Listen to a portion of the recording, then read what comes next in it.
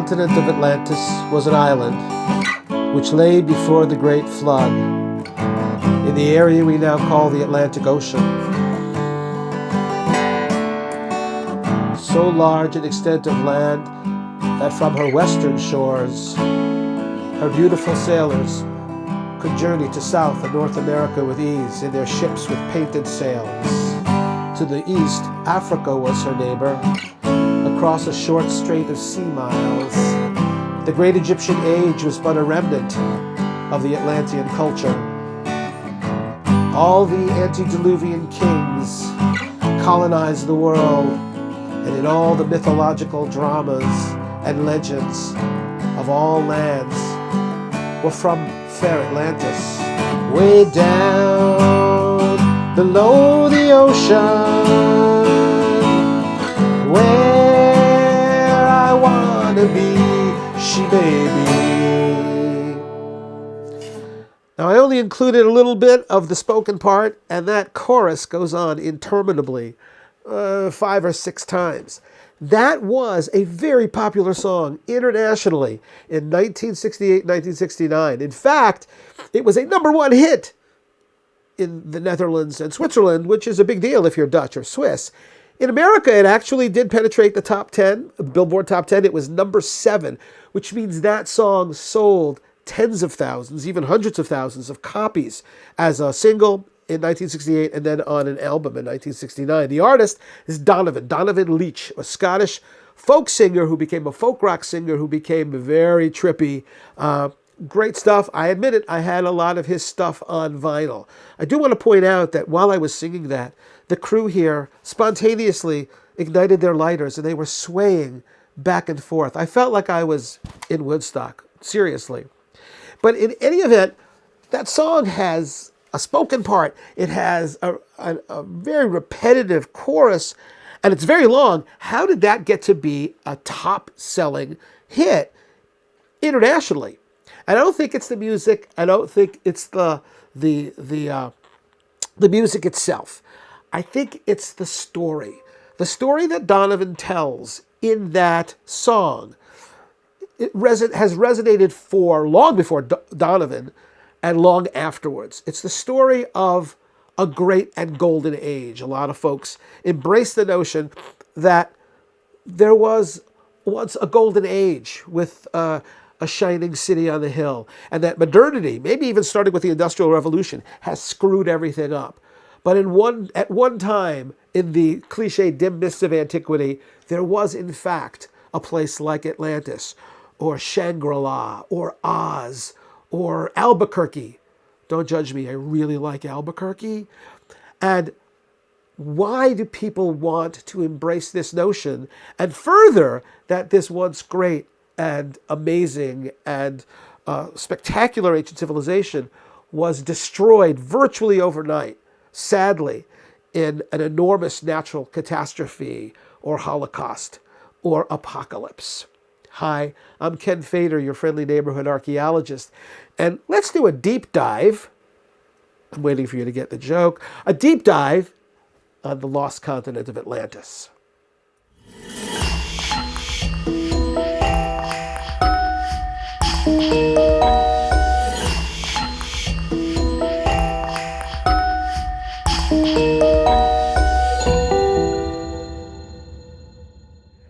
So, I'd like to start the discussion of Atlantis just showing you, giving you examples of how much this legend of an ancient, perfect society permeates popular culture. Now, when I was a kid, I grew up in New York, and I visited the New York World's Fair in 1964 and 1965 multiple times. And on the GM ride, General Motors ride called Futurama 2, which was really, really cool. You can find it on YouTube. There are, point of view videos. There was, in fact, this future prediction of an underwater cities, including one that has the Hotel Atlantis. In 20,000 Leagues Under the Sea at Disney World and Disneyland, It was originally both of them. The theme was the Jules Verne story, 20,000 Leagues Under the Sea, and in both of them, both Disneyland and Disney World, at the end of the ride, you actually encountered remnants of the lost continent of Atlantis. These are actually really cool virtual reality images because the videos that people have took of those are really grainy because it's very dark. The ride no longer exists at Disney World, and in Disneyland, it's now a Finding Nemo theme. So Atlantis has gone away, but it was a major part of that ride. Goodfellas, as disparate, as different a popular source as Goodfellas, the gangster movie, Martin Scorsese. There's this incredibly graphic and disturbing scene where the Robert De Niro and Joe Pesci characters literally stomp a guy to death, and it's some of it is point of view, so it almost you feel like you're the one being stomped to death. And while this horrible, horrible thing is going on, for some reason Scorsese decided to have music in the background, and it was that song, that Donovan song about the lost continent of Atlantis. When Scorsese was asked about it, he has an explanation, and I don't understand it. It really doesn't make a whole lot of sense. But it was, again, part of popular culture. Now, getting back to Disney, in 2001, there was a Walt Disney World movie, Disneyland movie, Disney Corporation movie called Atlantis, The Lost Empire. The theme of the whole thing is Atlantis. Now, I have a very, very tiny sort of tangential connection to this movie. Didn't know it at the time, though.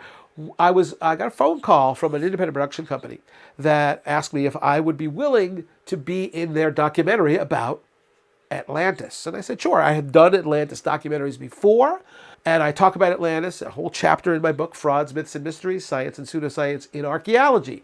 If you, dear listener, are thinking, oh my God, Fader is shamelessly flogging his book, you'd be wrong. I'm very much ashamed, but that doesn't stop me from doing it. So anyhow, there's this interesting, I think it's a pretty interesting chapter on Atlantis. They apparently were familiar with it. We talked a little bit about logistics, and then they did tell me at the very end, they said, oh, by the way, Ken, just so you know, we don't want you to be surprised by this. We're going to need you in the documentary to say Atlantis was real. What? Excuse me? What? I thought, it's funny. I thought I heard you say you needed me to say it was real. And they said, well, yeah, we do. And I said, well, you're familiar with my work. You have invited me to be an archaeologist to talk about Atlantis. You know that I don't think it's real. Why would I say it's real? Oh, but for the sake of the documentary, we need you to do that. And I said, well, no, I'm not going to do that. They literally asked me, a very nice guy, said, well, why? I said, well, because I have like ethics and morals, and I'm not going to say something that I don't believe. And he said, all right, Ken, here's the deal. We'll make a deal with you. You can be a fence sitter. So as long as you say, well, it could be real, maybe it is, maybe it isn't. And I said, well, again, that would go against all of the things that I've published about Atlantis, about the legend. And it's a myth. It's not real. I'm very skeptical even that it was based on a specific historical event. So no, I'm not going to be a fence sitter. Literally, the next thing they said to me was, all right, Ken, we really like your perspective about Atlantis in general. So here's what we're going to do for you. You can say whatever you want. We'll edit it so it sounds like you're sitting on the fence. At that point, I said, hey, listen, you're a nice guy. Good luck to you. I'm out. And he was actually disappointed. And I said, why would you need me to say it was real anyway? He said, look, Ken, I probably shouldn't tell you this, but we're working for ABC. This is going to be on the American Broadcasting Corporation channels nationally. And as you know, Disney owns ABC. And I said, so? He said, well, Disney's working on this movie about Atlantis. It's a cartoon. And as part of their marketing, they're having us put together a documentary in which we get like real people to say Atlantis was real. And I said, you're kidding me. I thought this was a documentary, not a 90-minute long-form commercial.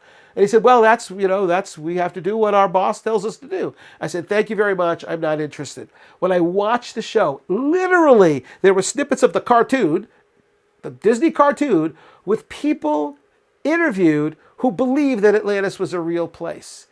Very, very bizarre. But again, it shows how Atlantis has penetrated the popular imagination. My sister lives on Long Island. On Long Island, there's an aquarium. It has an entire section called The Lost Temples of Atlantis, which apparently are protected by Japanese snow monkeys, because that's what that guy on the right is in this faux, made-up version of an Atlantis temple. One of the space shuttles was called Atlantis. This one is actually on display at Cape Kennedy. Again, over and over again, Atlantis, Atlantis. What's the deal? This is another defunct ride or exhibit. This was at Universal Studios in Florida, and it was, again, the Lost Temple. This is like a Lost Temple of Atlantis. It was a really cool show, again, based on this myth. If you combine, if you listen to what Donovan was talking about, that I sang and that I spoke, it's all about that. It's about this perfect society, this wonderful place in these cliched dim mists of antiquity that's now gone. And further, that every one of the known civilizations, places like Egypt, Donovan mentions the remnants, that Egypt is just a remnant of Atlantis, that Egypt and the Aztecs and the Maya and even North American native people are merely reflections of what had been an even greater society, Atlantis. And yeah, there's a resort in the Bahamas. I've never been, but it's Atlantis themed.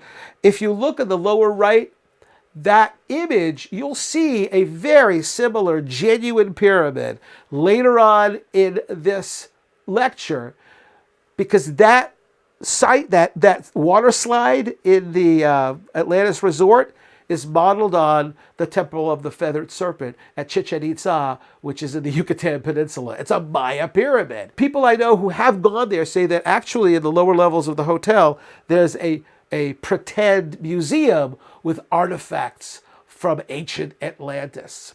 All right, so what's the deal? Here, this theme shows up again and again and again in popular culture. And again, it doesn't start with Donovan. It's way before that, and it continues to this day. We'll talk a little bit more about that now. 2022, there was an 8-part series on Netflix called Ancient Apocalypse, hosted by Graham Hancock, who's a very well-known author and presenter of his thesis. And his thesis has a lot in common with the Atlantis story, i.e., that is, more than 10,000 years ago, maybe 11,000 or even 12,000 years ago, there was, in fact, an ancient, highly sophisticated culture, and that it shared its technological and spiritual knowledge and expertise with other people in the world before they were destroyed in an enormous cataclysm. So it sounds a lot like the Atlantis story as it's told in popular culture. So here, even in 2022, a very popular series on Netflix presents more or less, at least in general outline, the same idea. So where do all these ideas come from? Where does the idea of an ancient, highly sophisticated culture that was now destroyed by an apocalypse thousands and thousands of years ago, but that inspired the cultures known to historians and archaeologists? Well, it all starts with this guy.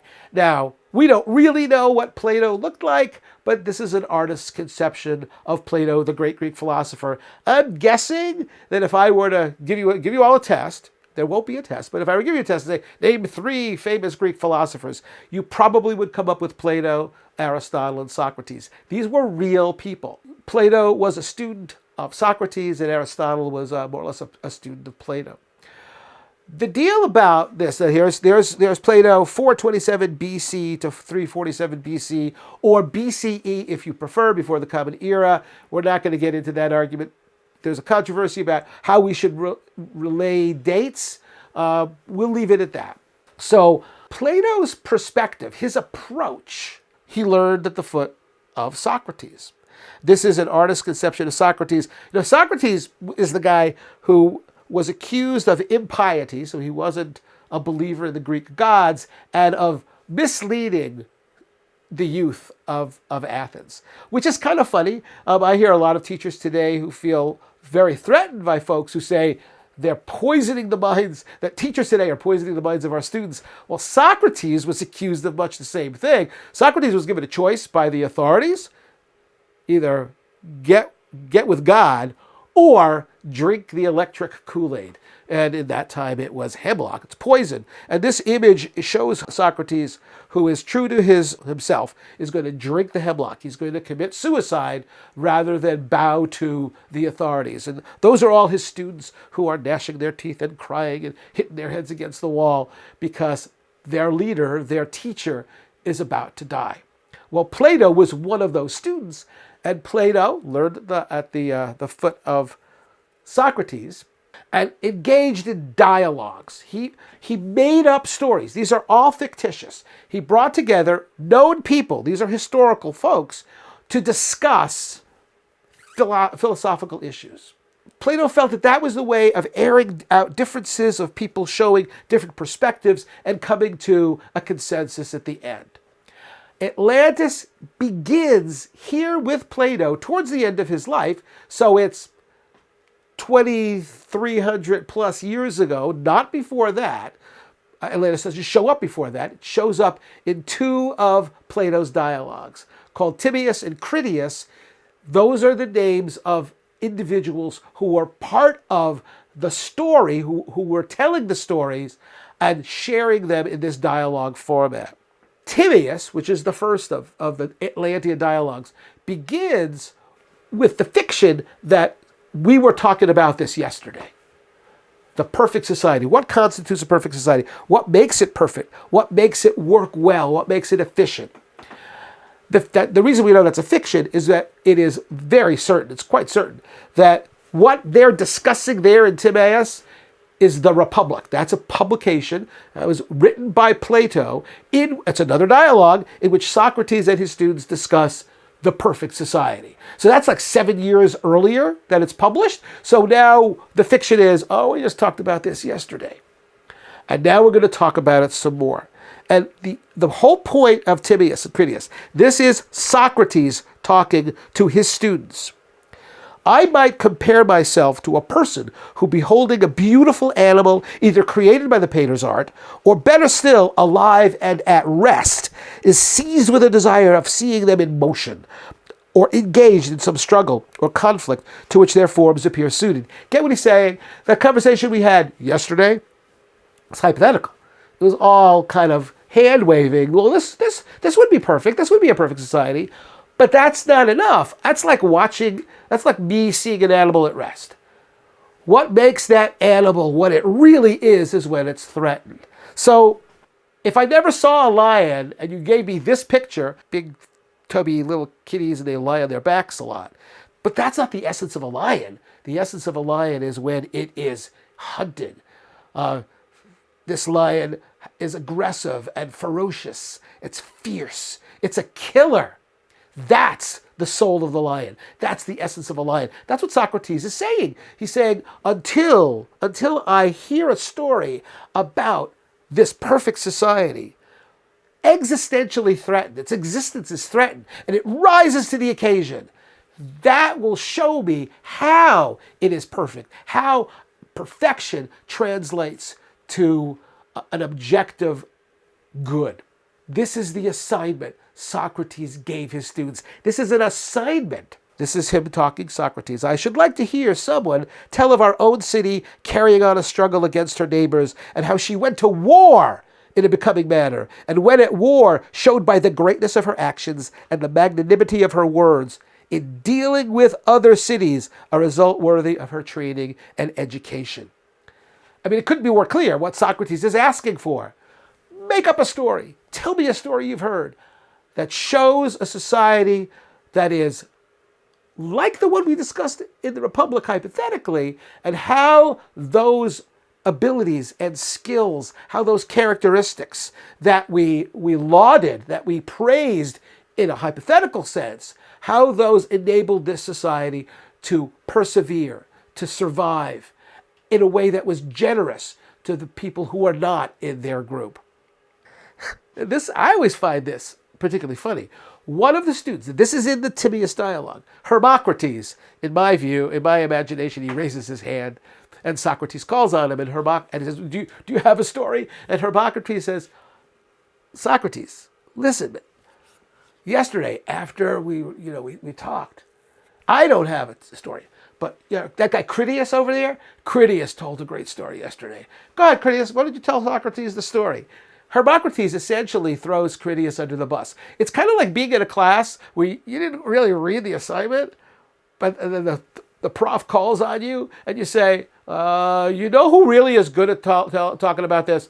This guy over here. And now Critias is kind of on the spot. I don't know if Critias took Hermocrates afterwards and beat him up, but instead what Critias says is, oh, okay, so yeah, I've got this wonderful story, and here's Critias noting the similarity between this hypothetical perfect society and the story that he says he was told. This is Critias, one of the students. When you were speaking yesterday about your city and citizens, the tale which I have just been repeating came into my mind, and I remarked with astonishment how by some mysterious coincidence, there are no coincidences, you agreed in almost every particular with the narrative of Solon. Solon was, Critias tells the story that, well, I heard this from my grandfather, who heard it from this guy Dropides, and we're going back now decades and decades and even hundreds of years. And Dropides, when he told my grandfather, he said he heard it from Solon, who's this great Greek sage. And Solon told Dropides, who told my grandfather, that he heard the story when he was traveling in Egypt. That it was the Egyptian priests who said, you Greeks, you're like children. You don't know the true story of your own people. Well, here's the deal. 9,000 years ago, there was this powerful, powerful nation. And then so it's all this, it's this telephone tag, right? It's this guy tells this guy, tells this guy, tells this guy. And Critias is now going to tell that story. I don't think Plato could have any more directly told you, all right, you're not supposed to take this seriously. It is a story intended to teach a philosophical lesson. It's not history. It's very indirectly passed down, and it's this amazing coincidence. And gee, it sounds just like this hypothetical society we were talking about yesterday. Those are very big hints to most of the people who read Plato that he's making it up. The story essentially is this. There is this spectacular civilization 9,000 years before Plato, so 11,000 years ago, in the Atlantic Ocean. It's a mighty power which, unprovoked, made an expedition against the whole of Europe and Asia. This power came forth out of the Atlantic Ocean some 11,000 years ago, our time. So now, hold on. You got a militarily, economically, and politically dominant power, essentially evil, who wants to take over their known universe. And in the story that Critias tells, there's only one thing standing in their way of complete domination. That is a small group of people who are not economically wealthy, who are not technologically sophisticated, who are not politically powerful. And yet, they are able to persevere. They are able to defeat this large evil enemy. Why? Because they have something going for them. What should we call it? How about the Force? Yeah. The story that Critias tells, that Plato puts in Critias' mouth to Socrates and the group, it's Star Wars. It's a version, or Star Wars is a version of the Atlantis story, right? So there you've got the evil empire is this power coming out of the Atlantic. The rebels, the small group of rebels who have the Force, they are represented in this 2,300-year-old story by a mythical ancient Athens from 9,000 years before. But here's the interesting part that Donovan got wrong, that everybody who tells the Atlantis story just about gets wrong. Atlantis is not the perfect society in the story. Atlantis is not the golden city on the hill. Atlantis does not represent a beacon that shares its knowledge with the rest of the world. Atlantis is the bad guy in the story. They're the ones that start out good. The gods gave them good stuff on their island in the Atlantic, but power corrupted them, absolute power corrupted them absolutely, and they're trying to take over the world, to dominate their world, just like just like the evil empire in Star Wars is trying to dominate their universe. And the only thing standing in their way is the perfect society. But it ain't Atlantis, it's Athens. And Athens, a completely mythical, completely mythicized, that's living a way of life that reflects what Socrates was talking about, that represents, in the Republic, that represents a perfect society. So there's the interesting thing, is that everybody who tells the Atlantis story has it 180 degrees wrong.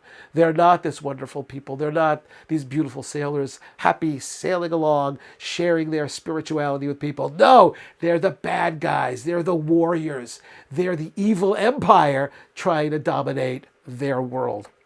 Now, this slide shows a list, comprehensive list, of Greek historians who commented on Plato's story to say either they believed it was true history or they disputed it. Oh, my slide's blank. It's not a mistake.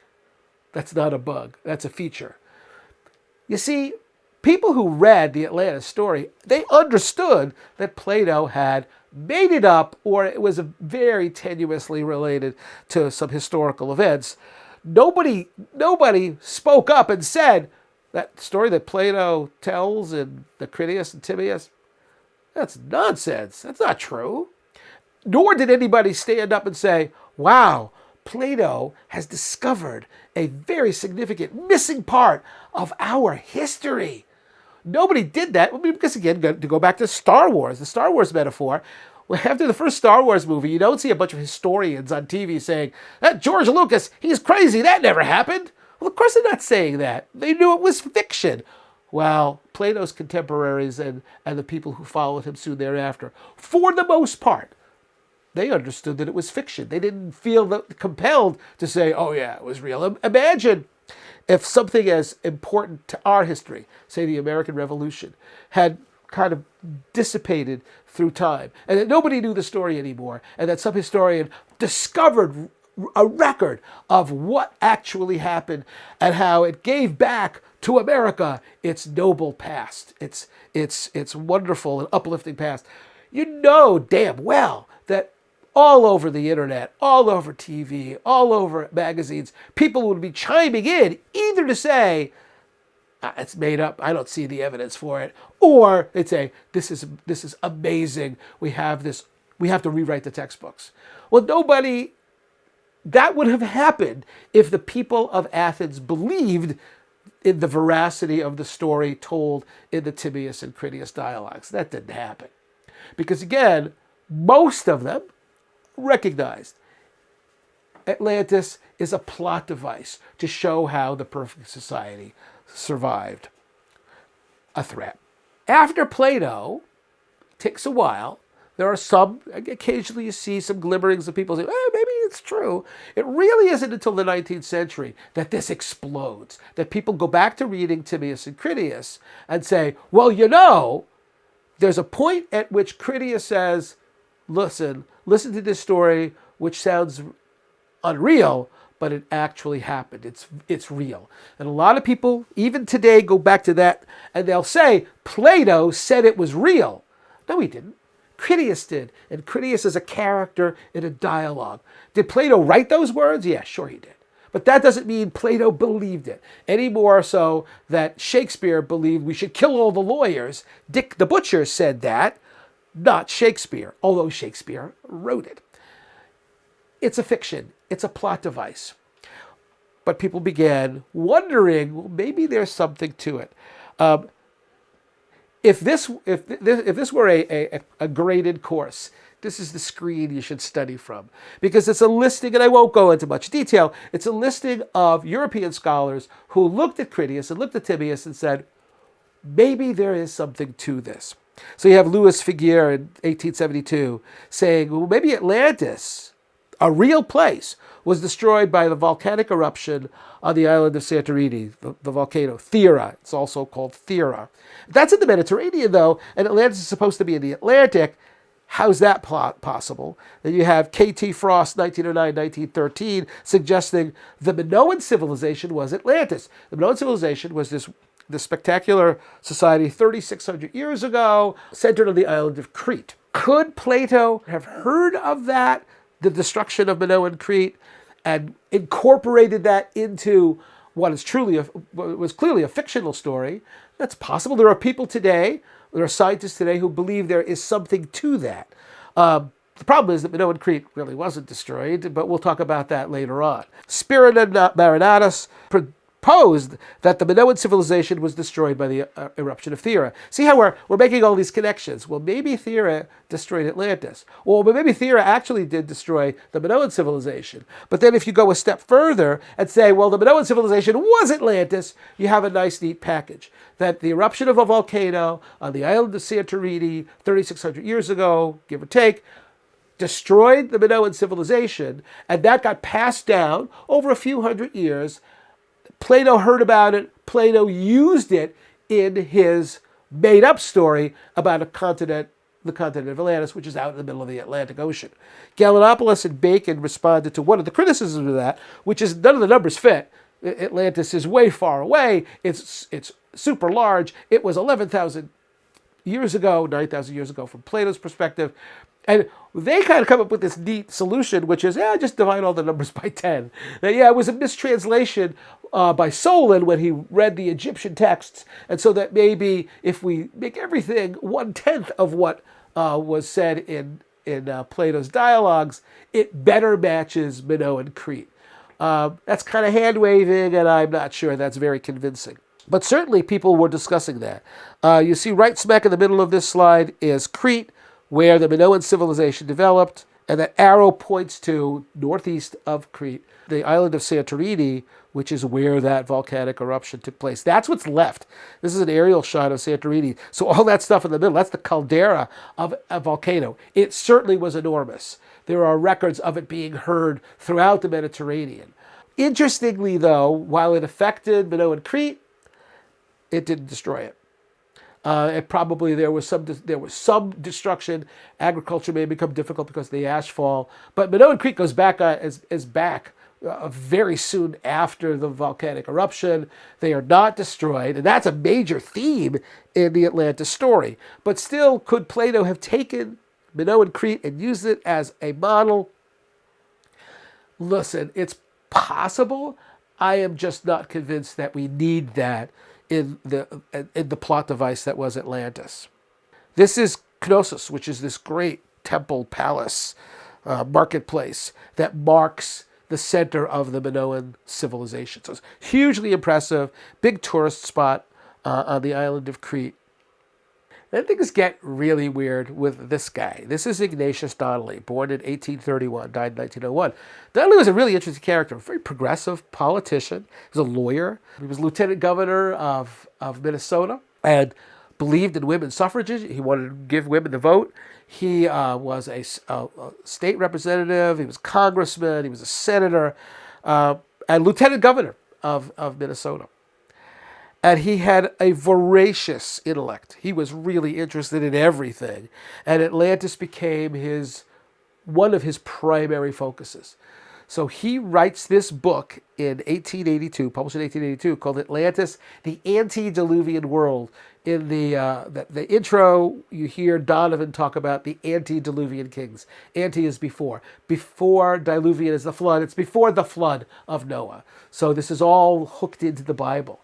So he talks about Atlantis, and he is probably more than anybody else responsible for a burgeoning interest in Atlantis as maybe a real place, maybe a genuine place.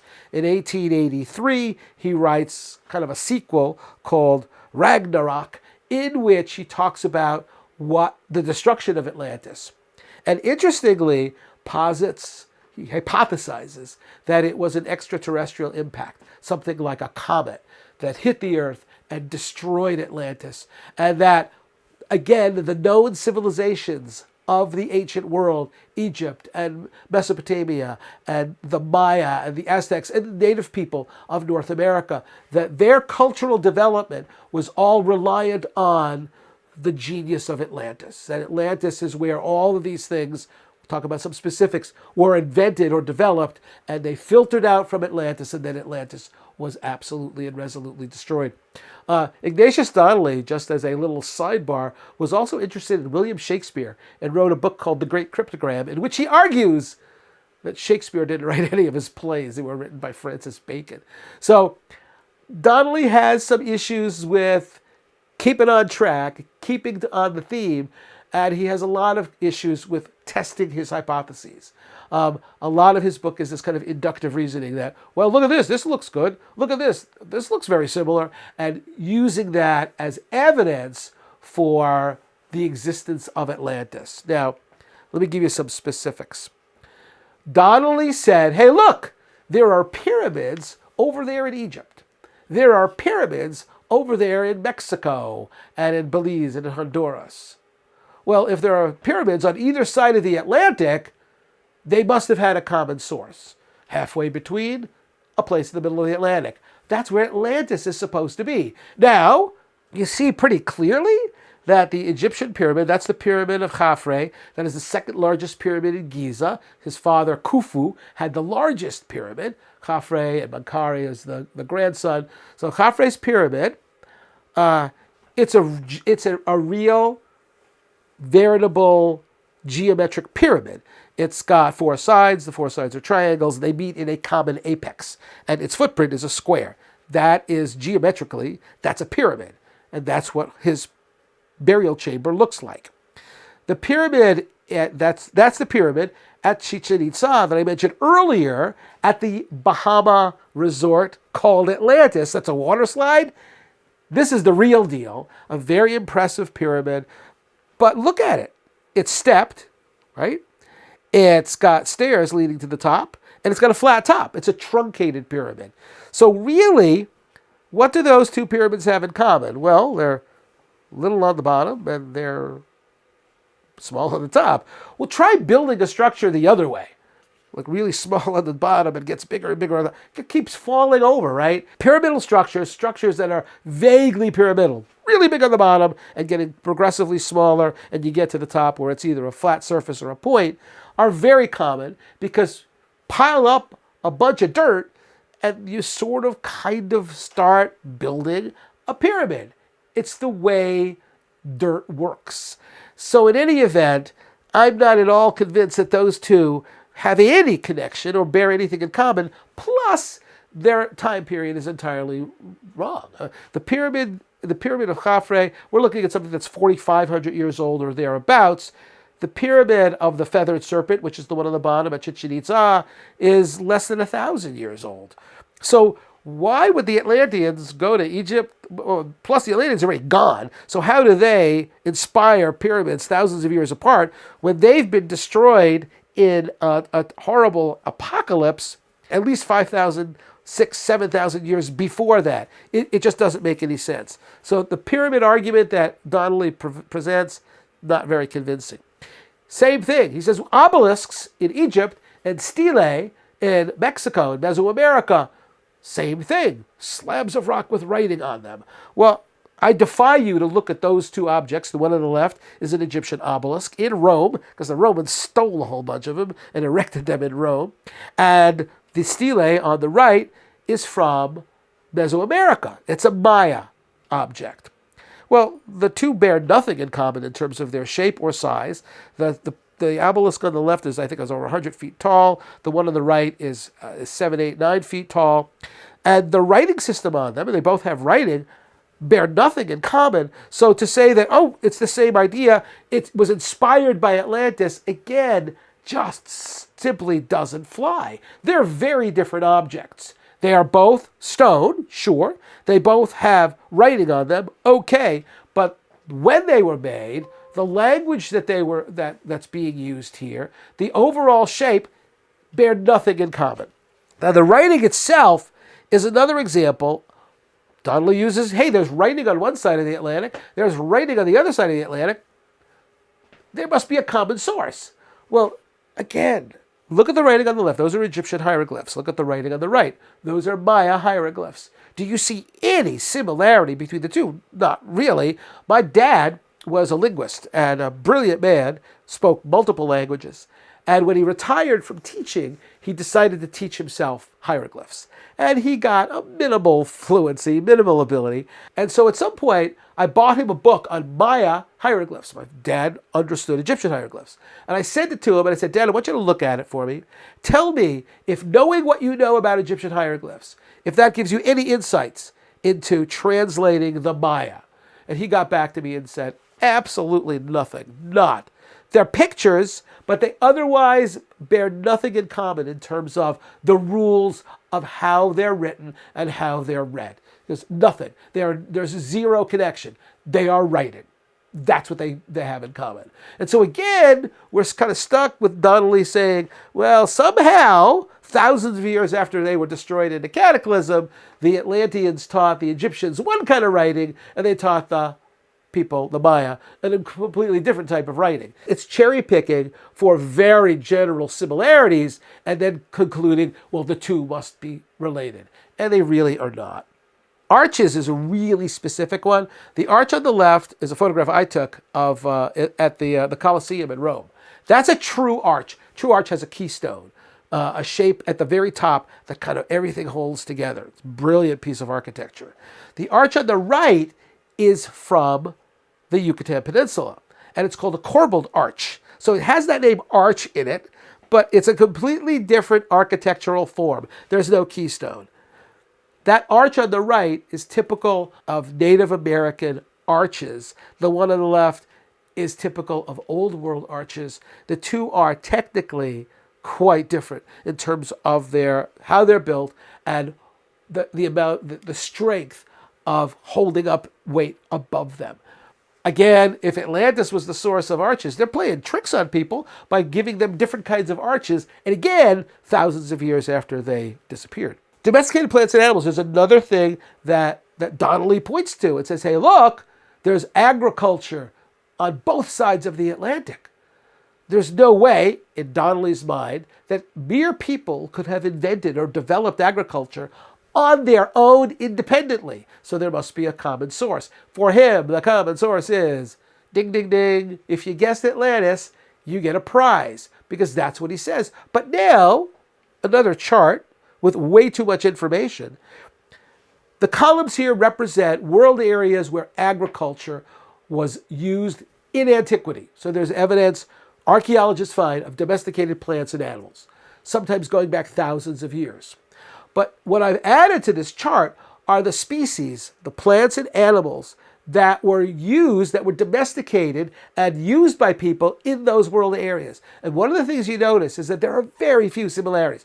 Dogs are everywhere. So yeah, lots of folks had domesticated dogs, and either they domesticated them independently or the domesticated dogs moved around. But look, Southwest Asia, there's wheat, barley, chickpeas, lentils. East Asia, not surprisingly, rice, millet, cattle, chickens. Africa, sorghum and millet.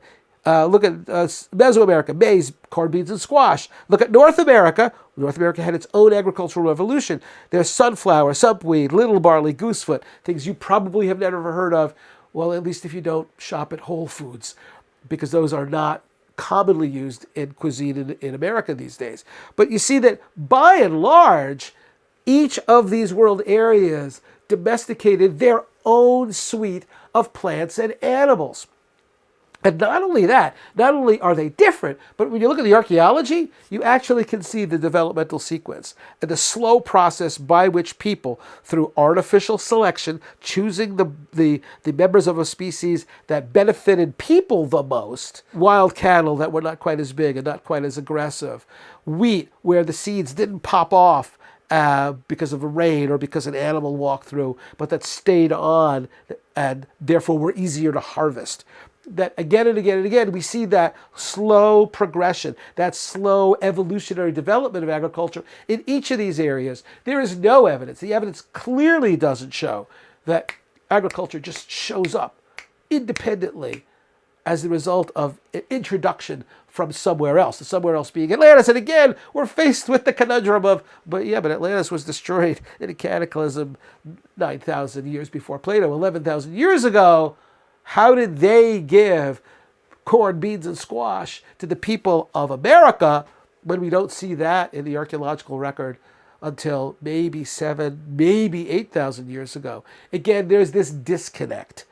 No, the evidence of agriculture provides no support for the hypothesis of a lost continent that had given all of its technology to other people. This is a really important, it's a little bit long paragraph. I'm going to read it because it's from Ignatius Donnelly, from the last part of his book, The Antediluvian World. And I want you to remember what he says, because we're going to hear something very similar for the lecture on ancient aliens, not from Donnelly, but from Eric von Däniken. But on Atlantis, Donnelly says, "We are on the threshold. Scientific investigation is advancing in great strides. Who shall say that 100 years from now," that's 1882, so he'd be talking about 1982, "who's to say that 100 years from now, the great museums of the world may not be adorned with gems, statues, arms, and implements from Atlantis, while the libraries of the world shall contain translations of its inscriptions, throwing new light upon all the past history of the human race and all the great problems which now perplex the thinkers of our day."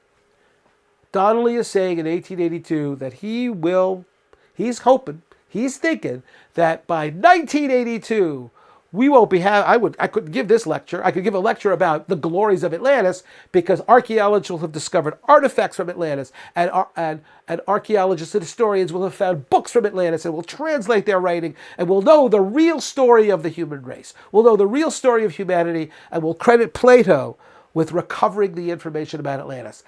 Look at your calendars, folks. It's 2024. Has anybody found artifacts from Atlantis? Nope. Anybody found any books from Atlantis? Nope. It's gone utterly. And here's an important thing that I'm going to tell you right now. Saying, well, there can't be because Atlantis was destroyed utterly in a cataclysm, takes this out of the realm of science and puts it in the realm of faith. Because if something is destroyed utterly, you're telling me there can be no evidence. Archaeology is an evidence-based science. With no evidence, we say, you have a nice theory there about Atlantis, but that's all it is a hypothesis. It's a speculation. And you're telling me, well, we can never actually prove it. In which case, interesting story Plato tells, but it can't be history. Now, that being said, there are people who say, oh, well, but maybe there's the Bimini Road. The Bimini Road is it was a claimed archaeological artifact or feature underwater in Bimini. Is it a remnant of Atlantis? These are photographs provided to me by John Gifford, who actually is a geologist who actually dove and investigated the Bimini Road. Those blocks of stone, well, they look sort of regular. Is that possible? Is that some ancient part of Atlantis? Listen, nature produces some amazingly patterned rocks. This is Devil's Postpile National Monument in California. Go up on top. Those look like hexagonal pavers, but they're not. They're basalt. It's columnar basalt, and it forms in these large, effectively crystals that are hexagonal in cross-section. That's the top. You walk on that, and most people would say, oh yeah, people did that. No, people didn't do that. That photograph is on the left. On the right are actual paving stones across from the American Museum of Natural History in New York, right adjacent to Central Park. Those were made by people. The one on the left is entirely natural. This is a photograph of tessellated pavement. This is in Tasmania. Look at how artificial that looks. Is that part of a wall? Is that part of a pavement? It's entirely natural. It's called beach rock. And it's all over the world. Google tessellated pavement, and you'll see lots of cool pictures like that and like that. The Bimini Road is an example of tessellated pavement. It's natural. It is not an artificial wall built by ancient Atlanteans. Finally, I will go back to this. There are folks who say, well, but maybe Plato sort of had heard about an ancient civilization in the Mediterranean that had been destroyed in a cataclysm, and he incorporated that real thing, that real memory, into a fictional story about Atlantis. I mean, it is possible. One of the things that I did, though, is I went through Plato's dialogues, Timaeus and Critias. And every time there was a specific description of a physical thing, a wall, a metal, an animal species that lived on Atlantis, that came right out of Timaeus and Critias. I looked at the archaeological evidence of Minoan Crete. And what I found was 81% of the time, the physical descriptions, the material descriptions provided by Plato don't match anything from Crete. And it's only really about maybe 6% of the specific descriptions provided by Plato match things on Crete, but they're kind of general. It was a great and vast city. Okay, well, that's a match, but it's so general as to be meaningless. So by and large, if you just look at the archaeological record and the specifics provided by Plato, there isn't a very good match for Minoan Crete.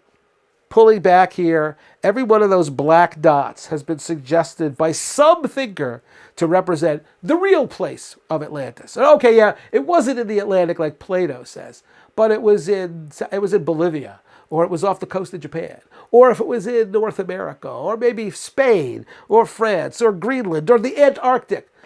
In other words, Atlantis is everywhere you want to find it. And that's not very useful or helpful. And there's no affirmative or definitive archaeological evidence for it being anywhere at all. And the historical evidence is it's in one place. It's in the mind of that guy, and that's Plato. So, Hail Atlantis, it's a great story, but it's not the real deal. Thanks for listening.